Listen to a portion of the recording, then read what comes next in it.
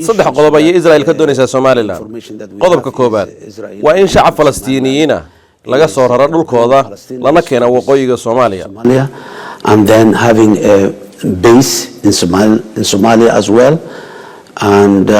the third was Somaliland to waa in Israel saldhig ciidan ka samaysto gudaha Somaliland qodobka saddexaadna waa in Somaliland ku biirtay heshiiska Abraham Accord arinta heshiiska Abraham Accord waa mid qof walba aragtidiisa ay isaga u taalo sidoo u fahmana uu u dhigan karo arinta ugu xiisaha badan ayaa saldhigga ciidan ee Israel ay ka samaysanayso gudaha Soomaaliya tani waa arin u baahan in si dhab ah su'aalo la iskaga weydiiyo maxay tahay sababta Israel ay u doonayso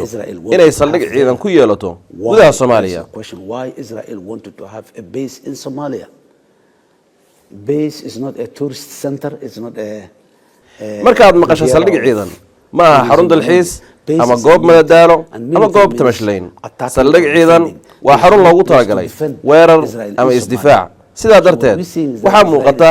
in Israel ay raadinayso goob ay ku fuliso danaheeda ciidan ee ay ka leedahay gobolkan amaba ay ka howlgasho dhinaca kalena ay kaga duusho dalal kale ilaa hadda ma jirto wax ciidan oo Israel ah oo si rasmi ah uga howlgala Somaliland mana jiraan cadeymo buuxo oo xaqiijinaya imaanshahooda mustaqbalka dhow haddii arrintaasi ay dhacdase waxay yeelan doontaa cawaaqib aad u adag dooduna waxay noqon doontaa maalinteeda iyo goobteeda si cad ayaan uga soo horjeednaa isku day kasta oo noocaas ah waanan ka digaynaa isla markaana waan iska difaacaynaa in ciidamo ka socda Israel ay yimaadaan gudaha Soomaaliland coming in the near future as well but had that come then that's another day and another discussion what will you do if they do